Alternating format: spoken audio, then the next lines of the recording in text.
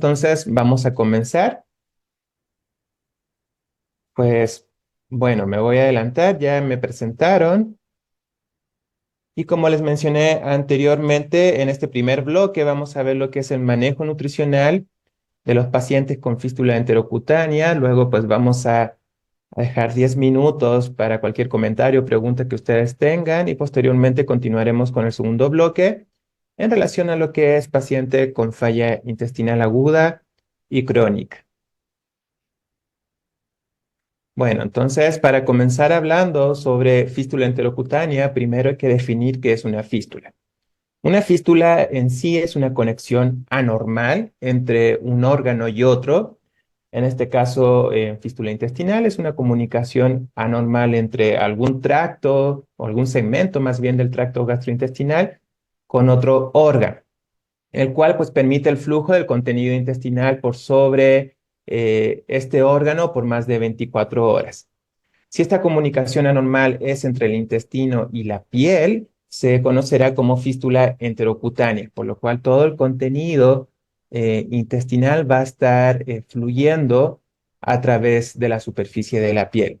Estas fístulas pueden ser externas o internas, dependiendo pues justamente hacia dónde drenan los contenidos intestinales. En algunos otros casos incluso pueden existir fístulas colovesicales, en donde hay pues justamente una comunicación entre el colon y la vesícula, como otro ejemplo de comunicación entre órgano y órgano. Las fístulas intestinales son prevalentes e incidentes. Alrededor del 70-90% de las fístulas intestinales se originan después de un procedimiento quirúrgico. Suelen ser una de las complicaciones quirúrgicas más prevalentes en pacientes que tienen alguna cirugía abdominal mayor.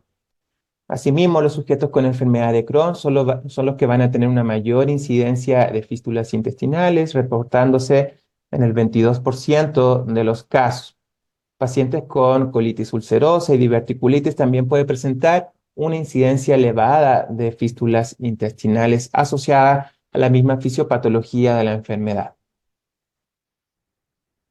La etiología de las fístulas enterocutáneas son multifactoriales, alrededor del 15 al 25% pueden ser espontáneas y de estas, pues un gran porcentaje pueden ser congénitas, desarrollándose fístulas, por ejemplo, tráqueo-esófago, rectovaginal o fístulas umbilicales que pueden ser más comunes en pacientes pediátricos.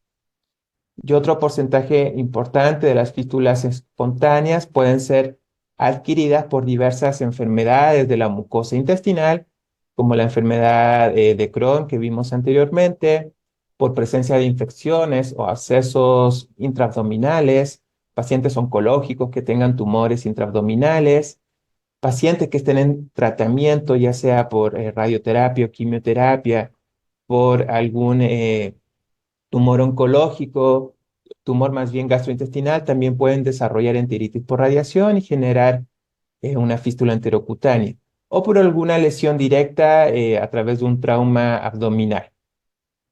Lo destacable de esto es que el gran porcentaje de las fístulas enterocutáneas son por causas iatrogénicas, o sea que nosotros las causamos por procedimientos relacionados a los cuidados de la salud.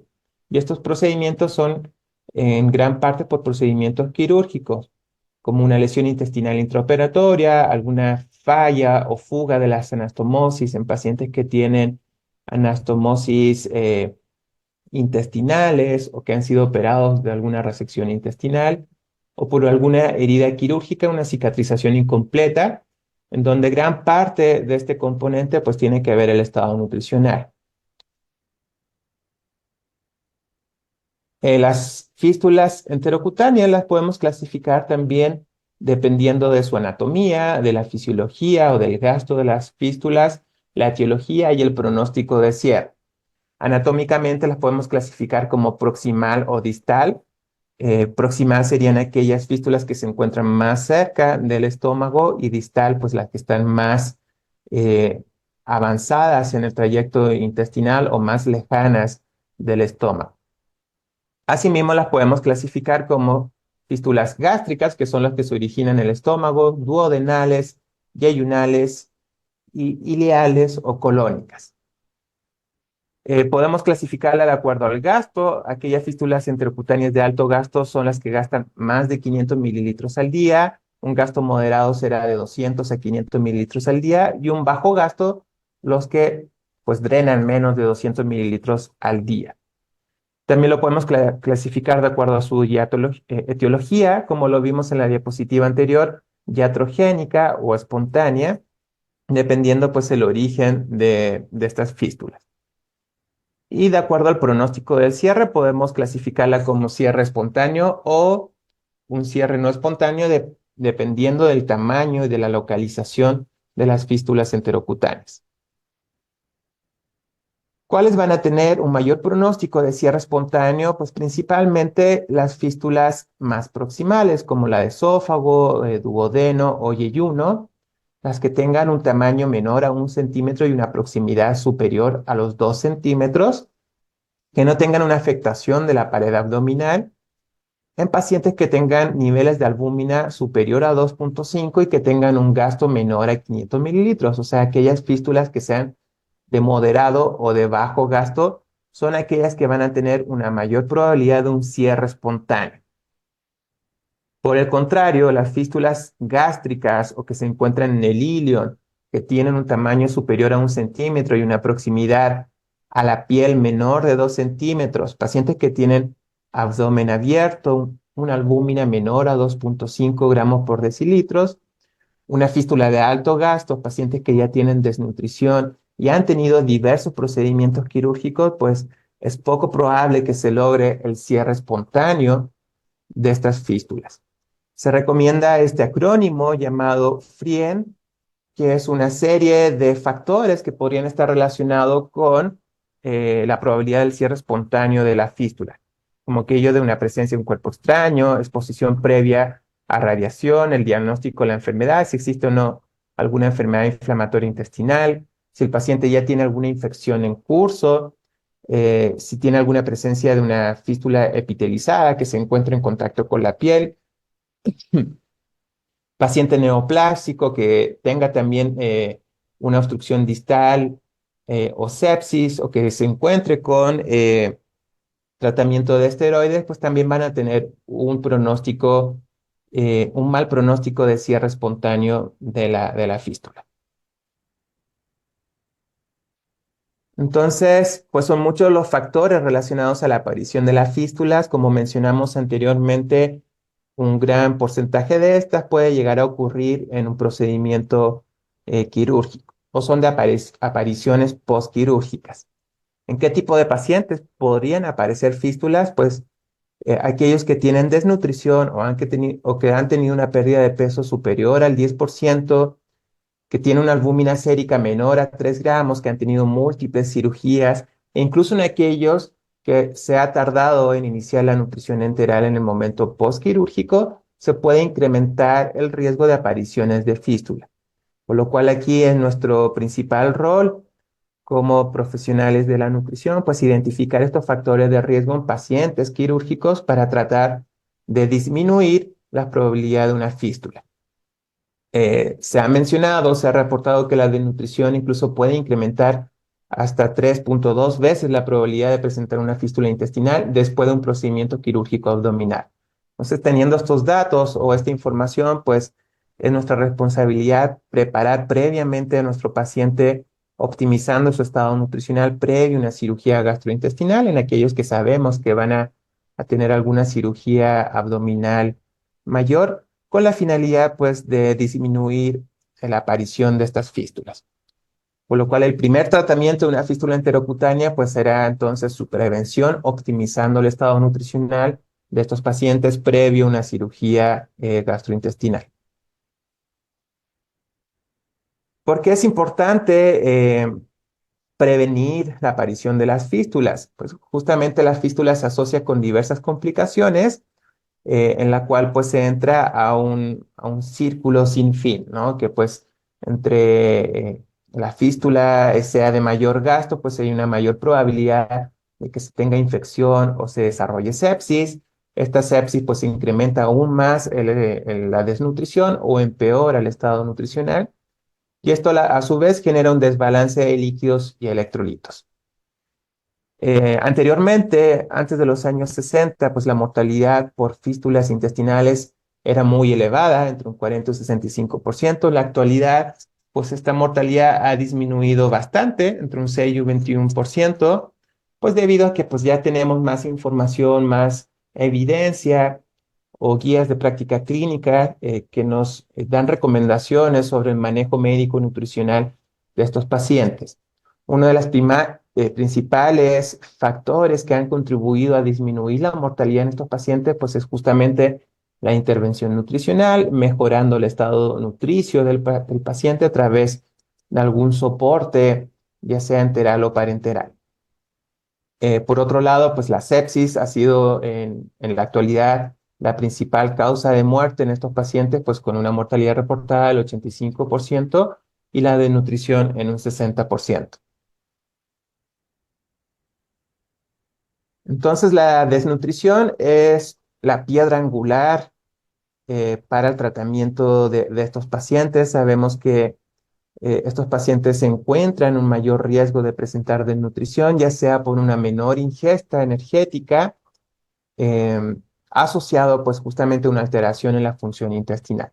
Al existir una fístula, al existir alguna enfermedad intestinal o alguna cirugía, pues se incrementa la probabilidad de que el paciente presente anorexia, disminuya su apetito y por ende pues disminuya su ingesta nutricional. A su vez, existe un incremento en las pérdidas intestinales de macronutrientes y electrolitos, además de algunos micronutrientes.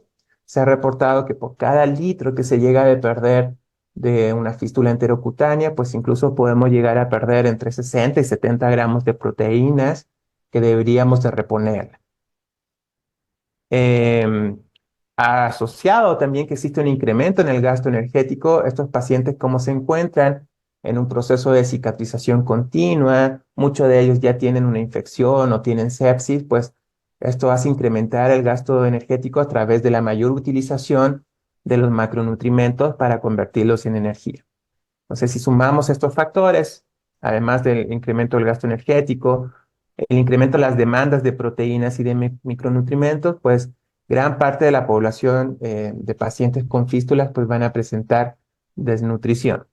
Dependiendo del método en el cual nosotros evaluemos la desnutrición, ya sea con los criterios LIM o con la valoración global subjetiva, pues se ha reportado que al menos más de la mitad de los pacientes con fístulas enterocutáneas pues ya tienen una desnutrición.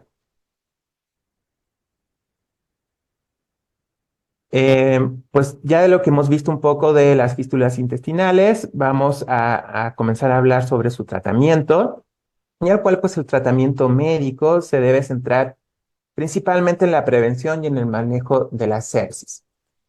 Eh, la sepsis va a ser el principal componente asociado a la mortalidad, como lo vimos anteriormente, por lo cual si hay presencia de sepsis, pues debemos de tratarla, identificarla previamente, pues con alguna alteración o signo de respuesta inflamatoria sistémica.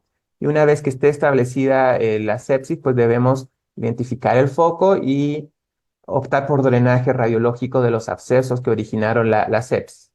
En algunos casos, en pacientes que tienen sepsis recurrentes, pues va a ser necesario realizar una laparotomía de abdomen abierto para el drenaje y el control de la infección. Una vez tratado la infección o la sepsis, pues nuestro segundo paso sería optimizar el estado nutricional. Recordemos que en un paciente con sepsis va a ser muy difícil optimizar su estado nutricional porque está en un proceso de desgaste continuo o tiene un balance nitrogenado negativo que es continuo, por lo cual es muy difícil optimizar su estado nutricional. Por ende, pues primero se debe priorizar el correcto control de la sepsis para poder optimizar posteriormente su estado nutricional. ¿Y cómo lo podemos optimizar? Pues podemos primero generar la rehidratación o la reposición de los electrolitos y posteriormente pensar cuál es la mejor vía de acceso para entregar ese aporte energético de macronutrientes y micronutrientes que necesita el paciente, ya sea a través de vía parenteral, enteral o incluso oral. Debemos de tener mayor cuidado con la herida y con el estoma, considerando pues, los posibles drenajes que podría tener los pacientes, cuidados de la piel. También es importante recordar que pues, en fístulas de alto gasto, el contenido intestinal puede drenar hacia la piel y eso puede generar irritación, puede generar incluso mayor riesgo de infección e incomodidad en el paciente, por lo cual aquí el manejo con enfermería también va a ser sumamente importante. Otro componente de importancia es conocer la anatomía intestinal de nuestro paciente. Para esto, pues debemos identificar el segmento en que se ubica la fístula enterocutánea. Podemos realizar diversos estudios como fistulografías con contrastes, estudio de imagen, para conocer la longitud del intestino remanente posterior a la fístula y la localización de esta. Es necesario evaluar si existen, además de la fístula, alguna estenosis intestinal, presencia de obstrucciones o de algún tumor que esté generando una obstrucción mecánica en algún segmento del intestino o que exista presencia de colecciones o abscesos. Una vez que identificamos esto, el siguiente paso va a ser evaluar el tiempo quirúrgico, en qué momento va a ser el más ideal para realizar alguna cirugía, ya sea para resolver la fístula o para resolver pues la etiología de base que originó la fístula. Debemos recordar que el mejor tiempo quirúrgico va a ser cuando el paciente se encuentre clínicamente estable, eh, cuando los parámetros de laboratorios como electrolitos, control metabólico, niveles de albúmina idealmente pues se encuentren estables ya durante un tiempo prolongado y asimismo pues cuando ya el paciente se encuentre con un mejor estado nutricional. Y finalmente pues ya el equipo de cirugía planeará o pensará cuál será la mejor estrategia quirúrgica para rehabilitar ese intestino. El objetivo siempre va a ser recuperar la continuidad del intestino, eh, pues siempre promoviendo una longitud del intestino remanente, pues que sea suficiente para lograr la absorción de los nutrimentos siempre y cuando sea posible. Por lo cual, desde el punto de vista del manejo nutricional, en estos pacientes, pues como piedra angular, debemos siempre tener una comunicación efectiva con el equipo interdisciplinario. A nosotros, como nutriólogos o como médicos o como equipo cirujano o con el equipo de enfermería, siempre debemos tener una comunicación efectiva para pues optimizar los tiempos y evaluar justamente en qué momento es el ideal para optimizar el estado nutricional y planificar el tratamiento quirúrgico. Recuerden que siempre es importante caracterizar la ubicación anatómica de la fístula. Luego, pues debemos definir cómo está esa anatomía intestinal remanente, si ese intestino distal a la fístula pues es funcional o no, pues podríamos a lo mejor utilizarlo como estrategia nutricional para alcanzar sus requerimientos. Luego, pues vamos a ver qué técnicas podemos optar para alcanzar justamente el segmento distal de la fístula y utilizar. Recuerden que siempre el gran objetivo del soporte nutricional es utilizar el tracto gastrointestinal siempre y cuando podamos. Y si hay algún segmento del intestino que sea funcional, aunque sea distal a esa fístula, pues debemos buscar la manera de poder utilizarlo. Por lo cual siempre debemos de preguntarnos cómo vamos a utilizar esta fístula. ¿Será un acceso para alcanzar el requerimiento energético total? ¿Será solo de apoyo complementario de estímulo trófico? Aquí habla un poco pues, de utilizar la misma fístula a lo mejor como un acceso de soporte nutricional, técnica que se llama fistuloclisis. Y finalmente, pues debemos individualizar el tratamiento de acuerdo a los requerimientos y las necesidades nutrimentales de cada paciente. Existen diversas guías que nos recomiendan justamente cuánto es lo que debemos de aportar de energía y de nutrimentos en pacientes con fístulas. Una de las guías de la Sociedad Americana de Nutrición Enteral y Parenteral, junto con la Federación Latinoamericana de Nutrición Clínica, la FELAMPE, pues nos recomienda entregar un aporte de 35 a 45 calorías por kilo de peso en pacientes que ya tienen un IMC por debajo de lo normal. de 25 a 35 calorías en aquellos pacientes que tienen un IMC normal y debemos de aportar menos cantidad de calorías por kilogramo de peso en pacientes que tienen sobrepeso u obesidad con la finalidad de prevenir complicaciones metabólicas como descontrol glucémico o hipertrigliceridemia.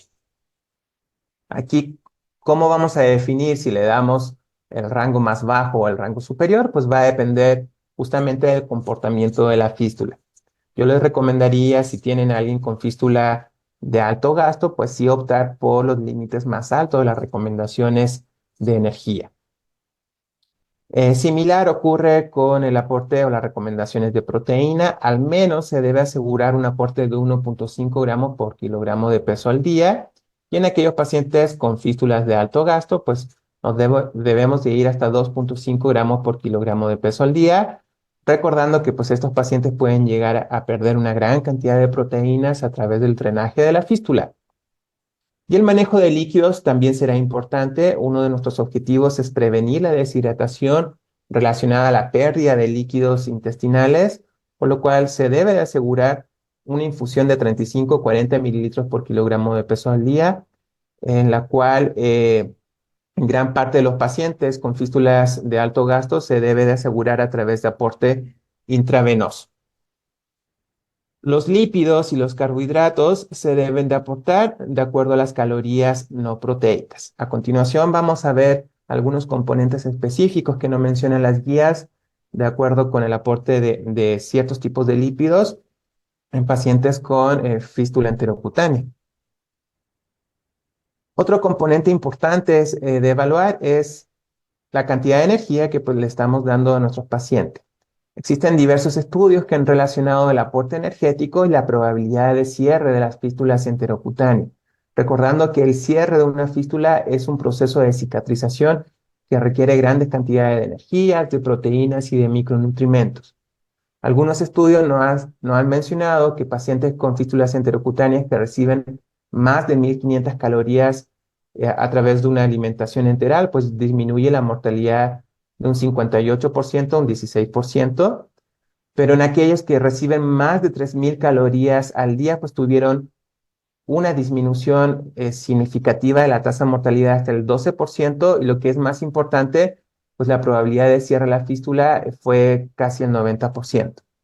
¿Qué quiere decir esto? Que pues asegurando al menos 3.000 calorías en pacientes con fístulas enterocutáneas incrementa la probabilidad de que ésta se pueda cerrar de manera espontánea y asimismo pues disminuye el riesgo de mortalidad. En pacientes que no han alcanzado o no pudieron mantener una ingesta suficiente de energía, pues tuvieron un incremento en la tasa de mortalidad y pues una menor probabilidad de cierre de la fístula. Y esto está relacionado justamente al proceso de cicatrización. Queremos generar un estado anabólico en nuestros pacientes para que pues se pueda favorecer la síntesis de proteína, la síntesis de colágeno y pues esto genera entonces la cicatrización de la fístula. El aporte de micronutrientes también será muy importante, recordando que existen diversos micronutrientes que participan en las diferentes etapas de la cicatrización de una herida. En este caso sería una fístula. Recordando que la vitamina A pues, estimula la fase inicial de la cicatrización a través de la epitelización y pues, de los depósitos de colágeno. La vitamina C también es un micronutriente importante, el cual participa en la participación de la síntesis de colágeno. El zinc, uno de los micronutrientes más importantes en este proceso de cicatrización, ya que actúa como cofactor en la síntesis de proteína y de colágeno, además de que estos pacientes pueden tener grandes pérdidas también de zinc a través del drenaje intestinal. Se ha reportado de 12 a 17 miligramos de zinc por cada litro de drenaje de la fístula se llegan a perder, los cuales se deben de reponer justamente ya sea de manera enteral o parenteral. El cobre también va a ser un cofactor importante en la producción de tejido conectivo. Por ende, en todos los pacientes con fístulas enterocutáneas, especialmente de alto gasto, se debe asegurar el doble de los requerimientos de las vitaminas y minerales, o sea, el doble de lo que es los requerimientos diarios de ingesta, y entre 5 a 10 veces más de los requerimientos de vitamina C y de zinc para favorecer estos procesos de cicatrización. Una vez que pues ya conocemos los requerimientos energéticos de proteínas y de micronutrientes, pues debemos definir cuál es el mejor acceso para asegurar el soporte nutricio en estos pacientes. Eh, Recordar que lo más importante va a ser estabilizar a nuestros pacientes después de una fístula enterocutánea, buscar la corrección hidroelectrolítica, clasificar nuestra fístula si es de bajo gasto o de alto gasto, recordando que son de bajo gasto aquellos que gastan menos de 500 mililitros o más específicamente menos de 200 mililitros en 24 horas. Y los que son de alto gasto, pues los que gastan más de 500 mililitros en 24 horas. Dependiendo del tipo de fístula, la localización y el estado nutricional, pues debemos de elegir si podemos entregar una alimentación vía enteral o de plano, pues tendremos que preferir la vía parenteral para alcanzar los requerimientos nutricionales. ¿Qué pacientes va a ser más factible alcanzar los requerimientos a través de la nutrición enteral? Pues los que tengan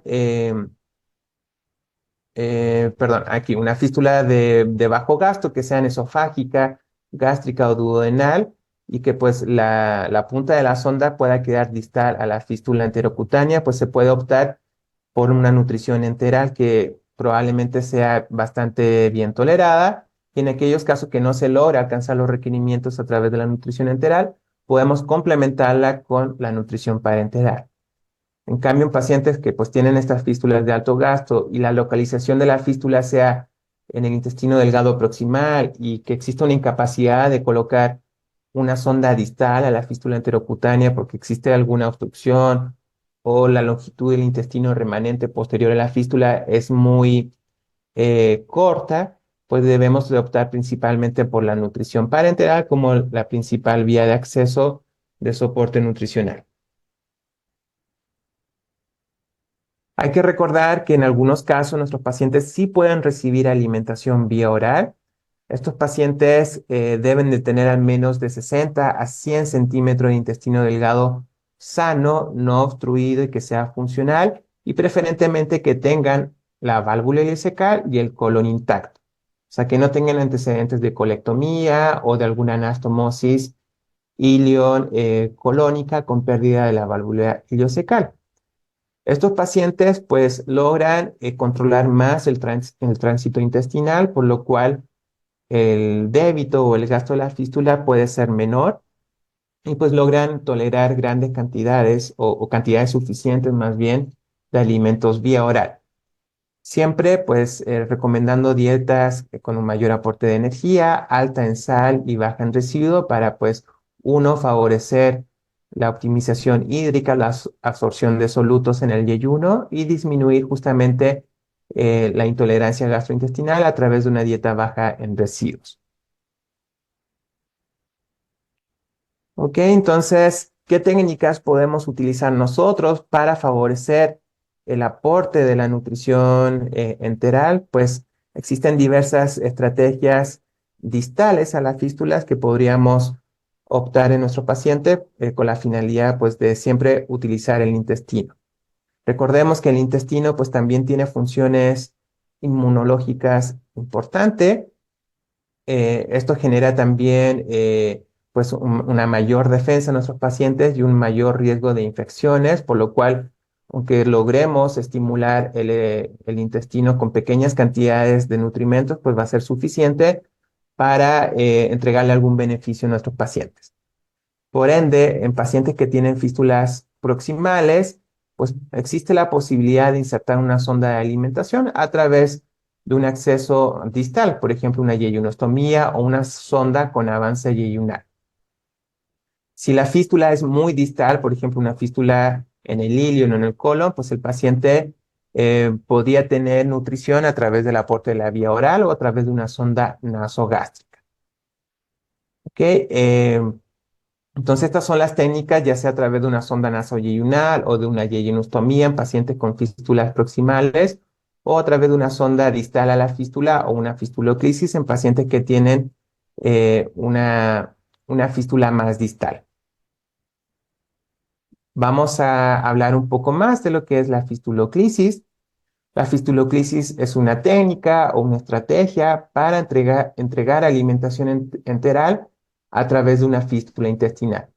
¿Qué quiere decir? Que se utiliza la misma fístula para insertar una sonda de alimentación y de esa manera llegar al intestino más distal de esa fístula para, pues, justamente entregar nutrición enteral.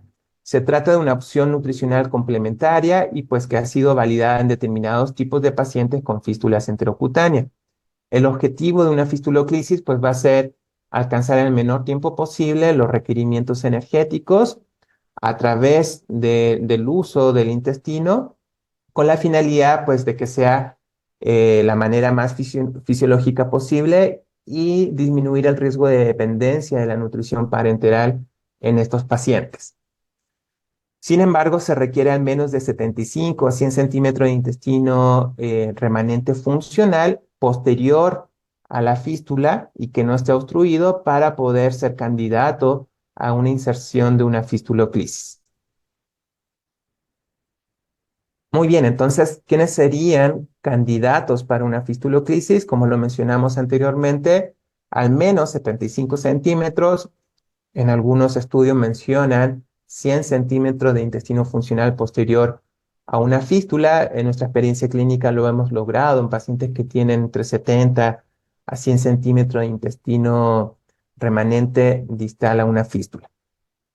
Otro componente importante es que no debe tener infección, debe estar hemodinámicamente estable y pues debe tener poca probabilidad de cierre espontáneo de la fístula debido justamente a la epitelización de la misma con la finalidad pues, de que permita el paso de la sonda a través de la piel. La ventaja de esta fistuloclisis pues, es el suministro constante de nutrimentos al intestino, lo cual pues, mantiene la motilidad, previene la atrofia de la mucosa y pues, preserva la función inmunológica, como lo mencionamos anteriormente, y previene la dependencia de la nutrición parenteral. Hay varios estudios que han evaluado la efectividad, la tolerancia y la factibilidad de la fistuloclisis en pacientes con fístulas de alto gasto. Por ejemplo, en este estudio publicado en el año 2014, se seleccionaron 528 pacientes con fístula de alto gasto, en la cual pues incluyeron en tres grupos. Finalmente, en un grupo que tenían fístulas iliales, fístulas biliares y fístulas más proximales en el yeyuno. Y en los tres grupos de pacientes, pues se observó que la fistuloclisis permite una mayor probabilidad de supervivencia en en estos pacientes en comparación a aquellos pacientes que no se le realizó la fistuloclisis.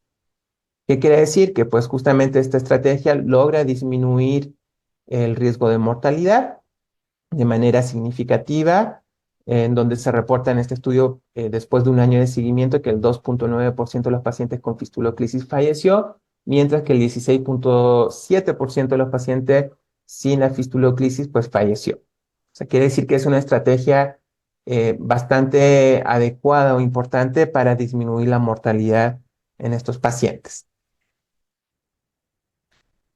Otra estrategia es la reinfusión del quimo. La reinfusión del quimo es una estrategia menos utilizada porque tiene algunas desventajas, pero el sistema es bastante similar a una fistuloclisis en donde se busca aportar nutrimentos de manera distal a la fístula. La diferencia es que la reinfusión del quimo consiste en una bolsa recolectora que pues va unida justamente a la fístula y a través de un mecanismo extracorpóreo que es similar a una bomba extracorpórea, pues se vuelve a recircular en la parte distal del intestino. Estos pacientes pues logran tener una alimentación oral sin ningún problema, manteniendo las condiciones más fisiológicas posibles de la digestión y absorción de nutrimentos, en la cual pues el quimo posteriormente es recolectado en esta bolsa y se vuelve a administrar en la parte distal. Y podemos ver incluso un paciente en domicilio donde tiene su mecanismo extracorpóreo para reinfundir el quimo y está comiendo ahora sí que en su casa, mejorando lo que es la calidad de vida pues justamente disminuyendo la probabilidad de dependencia de la nutrición parenteral. Esta estrategia también se asocia con menores complicaciones, estimula lo que es la adaptación intestinal, promueve la integridad de la mucosa intestinal y mejora el sistema inmunológico del intestino. ¿Qué hay respecto a las fórmulas enterales que debemos de utilizar en estos pacientes? Pues en general las guías no nos recomiendan fórmulas especializadas. Se ha visto que la mayoría de estos pacientes logran eh, tolerar a las fórmulas poliméricas estándar, que sean bajo en azúcares y que sean sin residuo o sin fibra. Gran parte de estos pacientes pues se puede utilizar como primera estrategia fórmulas poliméricas estándar que aporten de 1 a 1,5 kilocalorías por mililitros. En aquellos pacientes que se observe un incremento en el gasto de la fístula utilizando esta fórmula, pues podemos optar como segunda opción por fórmulas elementales o semielementales que vienen más digeridas y que pues se ha visto que podría ayudar a disminuir el gasto de la fístula. Entonces, solamente en pacientes que no toleren una fórmula polimérica, pues deberíamos optar por fórmulas elementales o semielementales. Y en casos de fístulas ya de alto gasto que persisten posterior a utilizar fórmulas semielementales, debemos de considerar entonces fórmulas completamente elementales que vienen completamente digeridas, ya sea como ácidos grasos, eh, triglicéridos de cadena media, ácidos grasos libres, aminoácidos o incluso en forma de glucosa, con la finalidad de mejorar su absorción en el intestino remanente. Estas fórmulas elementales se ha reportado que incluso llega a disminuir hasta el 80% el gasto de la fístula. El gran inconveniente de estas fórmulas elementales es que pues, se requiere mucho volumen, se requiere una mayor velocidad de infusión para lograr alcanzar sus requerimientos nutricionales. Por lo cual, gran parte de estos pacientes pues, puede llegar a requerir incluso la nutrición parenteral complementaria para alcanzar sus requerimientos. La inmunonutrición también es una de las estrategias que se ha evaluado en pacientes quirúrgicos, en pacientes también que han tenido fístulas enterocutáneas postquirúrgicas. La inmunonutrición consiste en fórmulas enterales que contienen diversos micronutrientes que pueden modular el estado inflamatorio de los pacientes, como la glutamina, la arginina, ácidos nucleicos, ácidos grasos omega 3 y algunos antioxidantes. Sin embargo, las guías de práctica clínica no recomiendan el uso rutinario de estas fórmulas inmunomoduladoras porque falta mucha evidencia para poder recomendar dosis más específicas de cada uno de estos componentes en pacientes con fístulas enterocutáneas.